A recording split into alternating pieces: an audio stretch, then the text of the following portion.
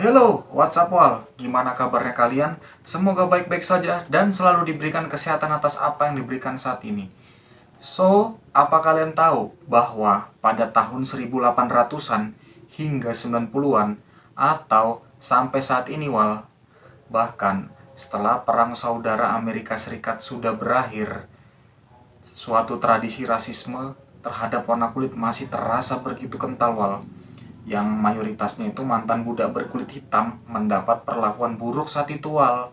Ya, seperti pada tanggal 15 Mei 1916 adalah Jesse Washington, seorang pria berkulit hitam berusia 17 tahun yang memiliki keterbatasan mental, saat itu dinyatakan bersalah atas kasus pemerkosaan dan pembunuhan terhadap perempuan kulit putih bernama Lucy Freyer. Dan vonis diambil setelah 12 juri yang semuanya itu berkulit putih bersepakat mengkambing hitamkan Jesse dalam perundingan yang berlangsung kurang dari 5 menit wal.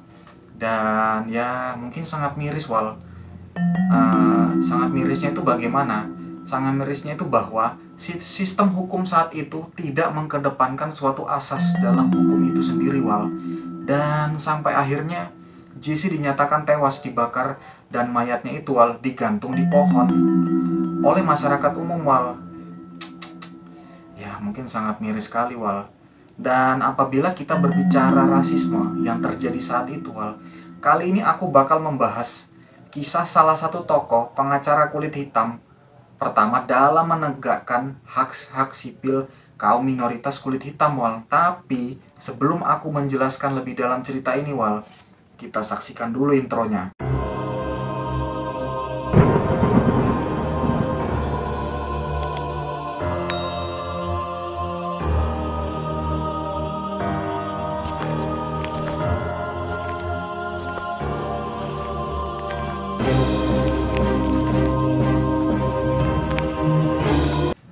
Adalah Thurgood Marshall.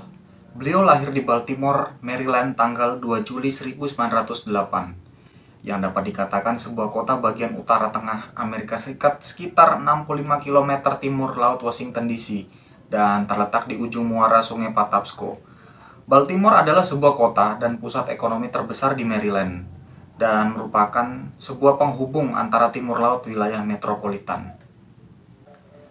Marshall menyelesaikan sekolah SMA di tahun 1925 dan melanjutkan pendidikan di Lincoln University di Chester County, Pennsylvania, yang saat itu banyak menerima siswa kulit hitam, dan kebetulan teman-teman sekelas Marshall di Lincoln kelak banyak yang akan menjadi orang berpengaruh di masa depan, seperti penyair dan penulis. Ya, kita sebut saja contoh seperti Langston Hughes dan musisi Cab Calloway. Setelah menyelesaikan di Chester County pada tahun 1930 wal, Marshall ditolak mentah-mentah saat itu dan saat melanjutkan mendaftar hukum di University of Maryland hanya karena berkulit hitam wal. Dan hal tersebut itulah wal yang akan memberi dampak besar dalam kehidupan Marshall selanjutnya. Dan singkat cerita, ia akhirnya diterima di Fakultas Hukum Howard University pada tahun yang sama, dan banyak mendapat pengaruh dari dosen saat itu wal, adalah Charles Hamilton Houston, yang menanamkan pada murid-muridnya keinginan untuk menerapkan prinsip-prinsip konstitusi bagi semua warga negara Amerika Serikat wal. Dan mungkin itu artinya bahwa tidak membeda-bedakan antara maupun kamu berkulit hitam maupun kamu berkulit putih, dan di mata hukum itu semua sama wal. Dan pada saat persoalan rasisme marak terjadi saat itu wal, mungkin banyak terjadi sebuah pembeda wal. Maksudnya pembeda ini bagaimana? Yang biasanya itu kamu berkulit hitam maupun berkulit putih. Nah, di sini pun bukan hanya itu saja wal, bahkan fasilitas pun kerap menjadi persoalan wal. Dan sekitar rentang waktu 1876 hingga 1965, negara bagian selatan Amerika Serikat saat itu wal mendirikan sebuah aturan. Nah, aturan hukum yang dinamakan Jim Crow, yang dilambangkan nyanyi karikatur tahun 1830-an wal, memiliki arti Black Goddess, yang isinya bahwa semua anggota dewan melarang seseorang yang berkulit hitam untuk menghadiri sekolah kalangan kulit putih, bersaksi di pengadilan, memiliki senjata, dan memiliki properti wal.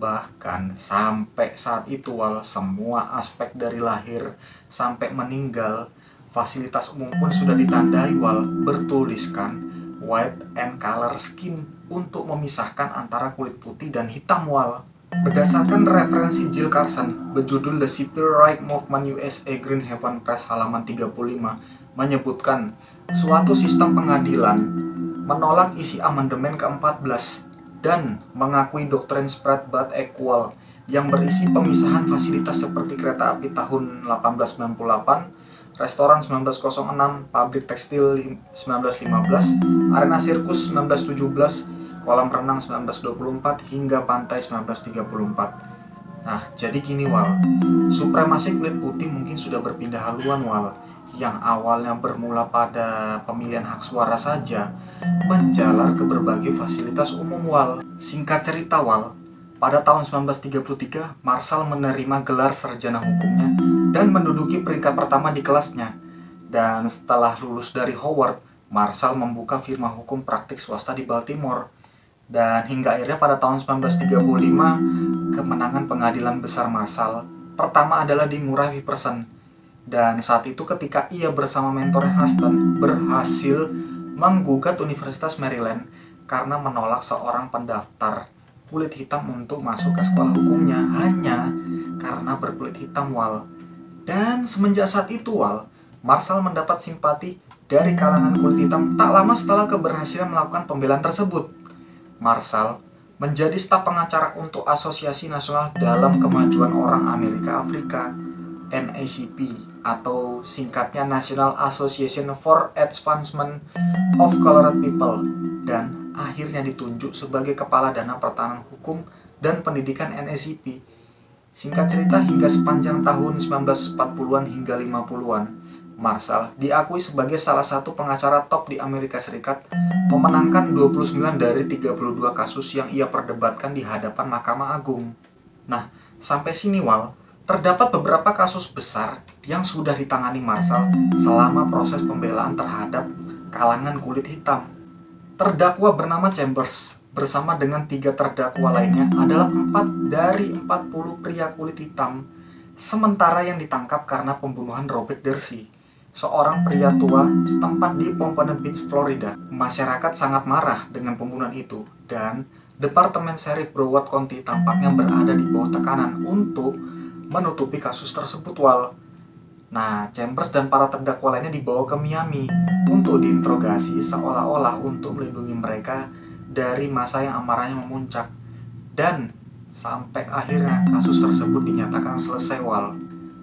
Dan selanjutnya pada kasus Brown melawan Dewan Pendidikan Topeka tahun 1954. Kasus ini bermula pada tahun 1951 Wal, ketika distrik sekolah umum di Topeka, Kansas menolak untuk mendaftarkan putri penduduk hitam lokal yaitu Oliver Brown di sekolah yang paling dekat dengan rumah mereka Wal, dan mengharuskannya naik bus ke sekolah dasar kulit hitam yang terpisah lebih jauh. Tidak seperti distrik sekolah di negara bagian lain yang sudah menerima siswa dari kalangan kulit hitam Wal, tapi di Topeka masih menerapkan sistem yang lama untuk fasilitas berdasarkan warna kulitnya.